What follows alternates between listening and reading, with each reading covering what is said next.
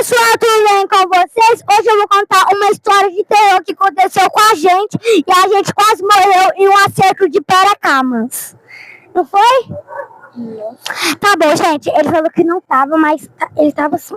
Tá bom, um dia a gente estava indo pra uma festa e eu vou colocar em 2 graus pra ir mais rápido a história. Tá bom.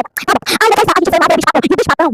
A gente foi numa festinha pra fazer festa do bicho. Aí era uma roça. Aí a gente tava lá de fora pra ver o que tinha acontecido. Aí quando a gente foi lá, a gente viu o bicho-papão pegando a mulher. Tá pegando a mulher.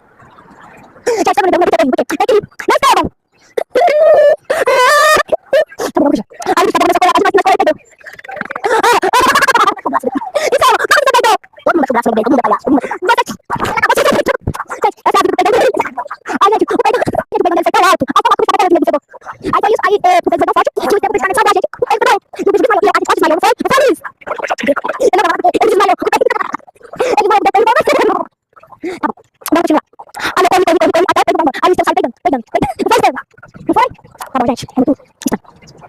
Aí, né, gente, a gente começou a correr, tinha pego o bicho, eu tava pegando, e eu, botãozão. Aí a gente foi, aí ele saiu pegando. Ah, não, ele parou. Aí, gente, foi decidido, se sentiu, eu pegava, desculpa. Gente, eu acho que o microfone até desmaiou aqui. O microfone foi R$1.600, tudo esse aqui, ó. Um microfone, dois, olha, gente, eu falei esse erro, eu falei esse erro. Esse mier no celular. Aí ele foi no resto que ele dá pra fazer esse mier. É pequeno, olha o dedo dele, não. Aí tá bom, gente, a gente foi pra festa, aí a gente se deixou, a gente ficou achando, gente, que gracinha. Gente, então, a gente foi, gente, o Titi tá colocando a gente não tava pra ela, vai ficar na casa, tá bem? Terceira vez do vídeo, eu tô morta.